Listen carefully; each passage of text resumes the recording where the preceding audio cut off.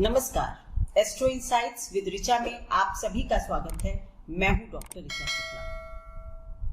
सूर्य जो कि ग्रहों के राजा हैं, इस ब्रह्मांड के सबसे प्रकाशित ग्रह है, बहुत ताकतवर है और ज्योतिष में जिसको कि हम आत्मा का सिग्निफिकेटर मानते हैं, कारक ग्रह मानते हैं, आत्मकारक ग्रह भी मानते हैं। तो सूर्य का राशि परिवर्तन हम सभी के जीवन में हमेशा ही कुछ ना कुछ परिवर्तन लाता है। सूर्य हर महीने ही अपना जो राशि है उसको बदलते हैं। 13, 14, 15 जो महीने की तारीख होती है, इसमें सूर्य का एक गोचर होता है और इस तरह से वो पूरा 12 राशियों का एक चक्र एक वर्ष में समाप्त कर लेते हैं। जो भी गोचर महत्वपूर्ण होता है उस पर कोशिश करती हूँ कि आप लोगों के लिए एक वीडियो बनाऊं जिसमें कि आपकी राशियों के लिए ये गोचर कैसा होगा, इस पर आपसे कुछ बात कर सकूं। तो 15 मई यानी 14 की रात से, तो 14 या 15 जो भी आप मान लें, सूर्य जो है वो वृषभ राशि टॉरस में प्रवेश करने जा रहे हैं। जैसा कि हम सभी जानते हैं कि राहु इस वक्त वृषभ राशि से ही गोचर कर रहे हैं, साथ में बुध और शुक्र भी वृषभ राशि में ही होंगे जिस वक्त सूर्य वृषभ राशि में प्रवेश करेंगे। तो इस तरह से वृषभ राशि यानी कि टॉरस में 4 ग्रहों का समन्वय होगा, कंजंक्शन होगा, युति होगी। ये एक महत्वपूर्ण घटना हो सकती है ब्रह्मांड के लिए, हम सभी के लिए।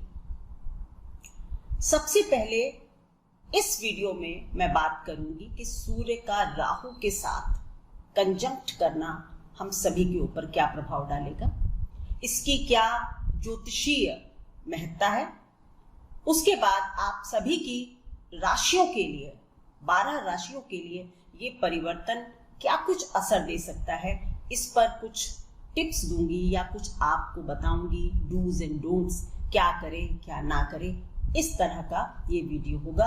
पूरा वीडियो ध्यान से देखिए मित्रों। तो सबसे पहले ये कि वृषभ राशि इस वक्त बहुत एक्टिवेट हो जाएगी या एक्टिवेट ऑलरेडी है, क्योंकि उसमें राहु गोचर कर रहे हैं, बुध उसमें है, शुक्र उसमें है। तो शुक्र उस राशि के स्वामी है और बुध जो है वो, अगर हम इंडिया भारत की कुंडली को देखते हैं तो वो 12वें घर के मालिक है।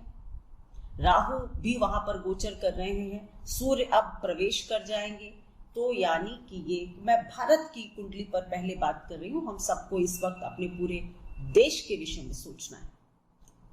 तो लग्न लॉर्ड वहां पर बैठा हुआ है, गोचर कर रहा है, राहु ऑलरेडी वहां पर बैठे हुए हैं, बुध जो कि 12वें घर के मालिक दूसरे घर के मालिक हो जाते हैं, वो भी वहां पर बैठे हुए हैं और सूर्य भी आ जाएंगे। सबसे पहले इस जो सूर्य और राहु का जो इंपॉर्टेंट कंजंक्शन है, इसको समझना होगा। मैं आप सबको कई बार बता चुकी हूं अपने कई वीडियोस में कि राहु जो है वो केवल और केवल हमारा गर्दन से ऊपर का हिस्सा है, सर है, इसके पास धड़ नहीं है। तो ये जिस ग्रह के पास साथ भी इसकी युति हो जाती है, कंजंक्शन हो जाता है, ये उसी का शरीर ले लेता है, यानी कि वो ग्रह राहु बन जाता है। तभी तो यदि राहु बृहस्पति के साथ होता है तो उसको हम गुरु चंडाल योग का नाम देते हैं। क्यों? क्योंकि बृहस्पति जैसा शुभ ग्रह राहु की पकड़ में आ गया है, राहु उसके ऊपर सवार हो गया है। तो इसीलिए इस योग को खराब माना जाता है कि सबसे शुभ ग्रह जो है वो राहु जैसा बन जाता है। आज के संदर्भ में बात होगी कि जब राहु को सूर्य का साथ मिलता है तो एक डीमन, एक ऐसा राक्षस ग्रह जो कि बहुत ही ताकतवर था, राहु, और जिसने कि अमृत पान कर लिया था, ये हम सब लोग जान चुके हैं और मैं बहुत सारे वीडियोस में बता भी चुकी हूँ। तो वो जब सूर्य के साथ युति होती है राहु की, चाहे वो गोचर में हो या आपकी हॉरोस्कोप में हो, तो ये एक बहुत ही सुपर एम्बिशियस होने का एक योग बनाता है। और कई बार ऐसे जो योग होते हैं वो आपको अहंकारी भी बनाते हैं। कई बार आप अपनी क्षमताओं से बड़ी चीज को पाने का प्रयास करते हैं। ये सारी, क्योंकि राहु जो है वो सूर्य बन जाता है। एक तो सूर्य वैसे ही राजा और उसको डीमन का साथ मिल जाता है, तो ये एक काफी लीथल कॉम्बिनेशन होता है।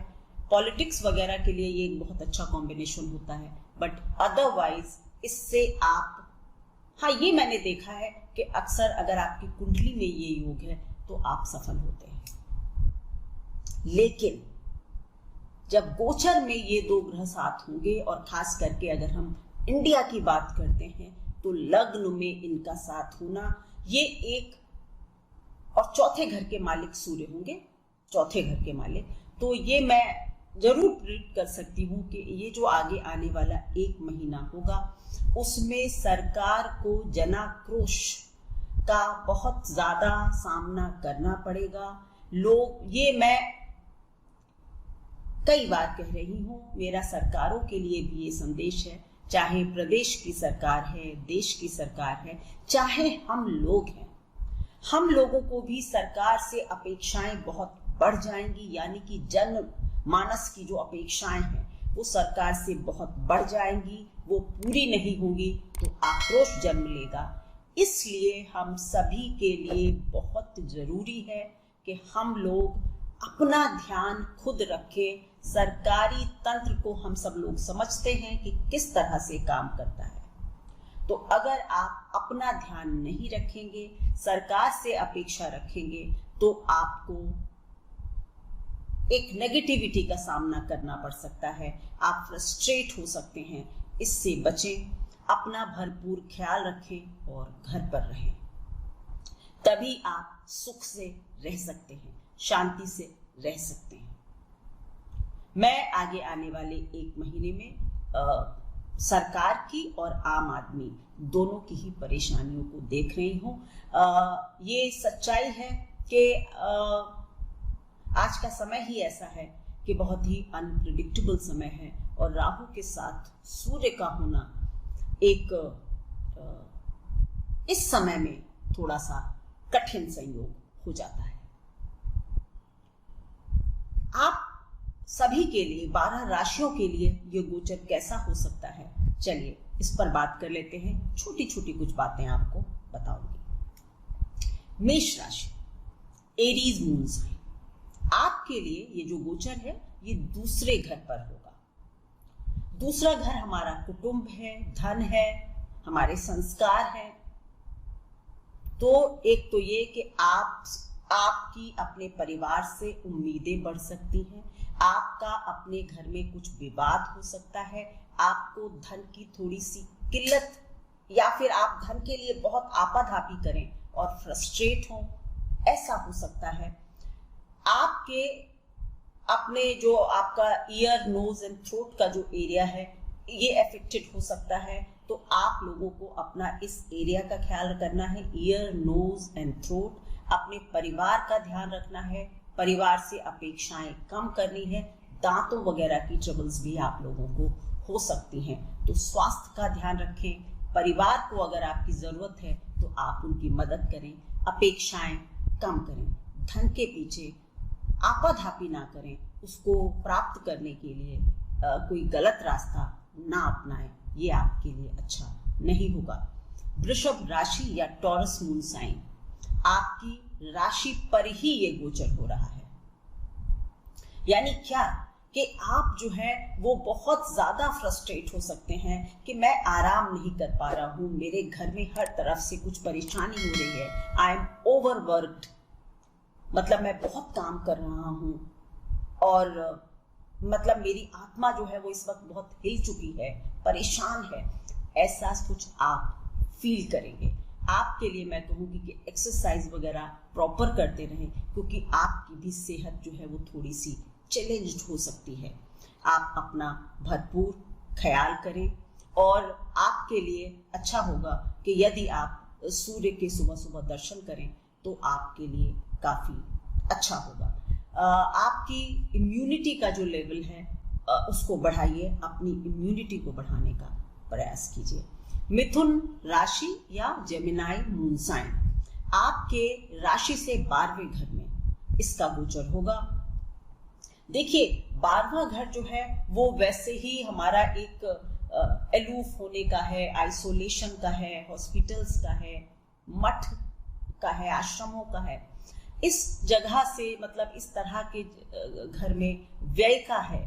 जब सूर्य और राहु का होगा तो हो सकता है आप में से कुछ लोगों को आइसोलेशन करना पड़ जाए, आपको अपने घर से अलग रहना पड़ जाए, या आप अगर कहीं यात्रा वगैरह में गए थे तो वहां पर फंस जाए, वापस नहीं आ पाए, ऐसा कुछ हो सकता है। सेहत का तो मैं कहूंगी कि इस वक्त हर किसी को अपना ख्याल करना चाहिए, लेकिन बेवजह मिथुन राशि वाले छोटी छोटी बात के लिए हॉस्पिटल्स ना जाएं, आप वहां से संक्रमण ले सकते हैं। तो अगर आपको कोई और परेशानी है तो उसके लिए इस वक्त हॉस्पिटल जाना थोड़ा सा अवॉइड करें। बट आप में से कई लोग या कुछ लोग जो हैं, या तो किसी परिवार के सदस्य के लिए या खुद के लिए हॉस्पिटल की विजिट करना पड़ सकता है आपको। कर्क राशि या कैंसर मून साइन आपके लिए 11वें घर पर है। इस वक्त आप जो हैं वो मतलब बहुत ईगर हो जाएंगे कि किसी भी तरह से इस वक्त मुझको अपनी इनकम बढ़ानी है, चाहे जो भी करना पड़े। ये बहुत गलत एक अप्रोच हो सकती है। इस वक्त के समय में किसी भी कहते हैं ना, कोई भी शॉर्टकट लेना पड़े, कुछ भी हो, लेकिन मुझे अपनी इनकम बढ़ानी है, मैं काफी फ्रस्ट्रेट हो रहा हूं। Don't do this. सीधे और सच्चे रास्तों से धन का आगमन हो, यही आपके लिए अच्छा होगा। लेकिन हाँ, आपको धन प्राप्ति के कुछ रास्ते आपके लिए खुल सकते हैं, पर शॉर्टकट्स, गलत काम आपको नहीं करना चाहिए। आपके लिए अभी सेहत का बहुत खतरा मैं नहीं देख रही हूं, लेकिन हाँ 15 तारीख तक अभी आपके लिए थोड़ा सा सेहत के लिए खतरा देख रही हूं। 15 मई के बाद थोड़ा सा बेटर हो सकता है। ये सारी चीजें आपकी जन्म पत्रिका की दशा पर बहुत निर्भर करती हैं, इसलिए प्लीज आप लोग इनको सिर्फ जनरल प्रेडिक्शंस की तरह सुने। सिंह राशि या लियो मून साइन आपके 10वें घर में ये गोचर हो रहा है। आपकी इस वक्त एक ही लालसा होगी या आपकी एक ही इच्छा होगी कि मुझे अपने करियर में कुछ अच्छा करना है। I have to prove myself। बहुत हो गया, चाहे जो हो, लेकिन मैं अपने करियर को अच्छा करूंगा। ये और कहते हैं ना, एकदम हाई फ्लाइंग दिमाग हो जाता है, उससे बचें। करियर के लिए आप अगर बहुत प्रयास करेंगे और बहुत सारी चीजें एक समय पर करने की कोशिश करेंगे तो फ्रस्ट्रेशन के अलावा कुछ नहीं होगा। इसलिए आप लोगों के लिए बहुत आवश्यक है कि आप अपने कार्य को, व्यवसाय को बहुत बढ़ाने के लिए बहुत परेशान ना हो। आराम से अपने वर्क को एक पेस के साथ, एक अच्छे पेस के साथ बढ़ाएं, अच्छा होगा। लेकिन आप लोगों के लिए, करियर के लिए कुछ अच्छी संभावनाएं बनती हुई मुझको दिखाई दे रही हैं। आप में से कई लोगों के पिता की सेहत थोड़ी बहुत कुछ नरम गरम हो सकती है, या आपको उनका ध्यान रखना पड़ सकता है। कन्या राशि या वर्गो मून साइन आपके लिए 9th हाउस में ये गोचर हो रहा है। आपके लिए एक खास बात है कि इस वक्त आपके पिताश्री, आपके पिताजी की सेहत को कुछ खतरा हो सकता है, या बीमार पड़ सकते हैं, या आप अपने दादाजी वगैरह जो हैं, अगर आपके, उनकी भी सेहत को कुछ नुकसान इस वक्त पहुंच सकता है। आप इस वक्त, आपका जो ध्यान है वो धर्म से भी थोड़ा सा हटता हुआ दिखाई देगा। आप में से बहुत लोग इस तरह की बातें करेंगे कि ईश्वर को हम नहीं मानते, ईश्वर से हमारा ध्यान हट रहा है। But this is not good. आप जिस भी अपने देवता को, डीटी को मानते हैं, उनकी आराधना कीजिए, उनका ध्यान करें, सूर्य की उपासना करें, सूर्य को जल दें, आपके लिए, आपके परिवार के लिए बहुत अच्छा होगा। लेकिन आप में से कुछ लोग, अगर आपकी दशा अच्छी चल रही होगी तो आपका अध्यात्म की तरफ झुकाव काफी अच्छा हो सकता है। तुला राशि या लिब्रा मून साइन आपके 8वें घर में होगा ये गोचर। 8वें घर में राहु और सूर्य की, साथ में बुध और गुरु की जो युति है, आपका पूरा का पूरा ध्यान हो सकता है। आप में से बहुत लोग अगर कुछ साइंस से आपका संबंध है या आप साइंटिफिक नेचर रखते हैं तो आप इस समस्या की भी तह में कुछ अन्वेषण करने के लिए, रिसर्च करने के लिए गहराई तक उतर सकते हैं।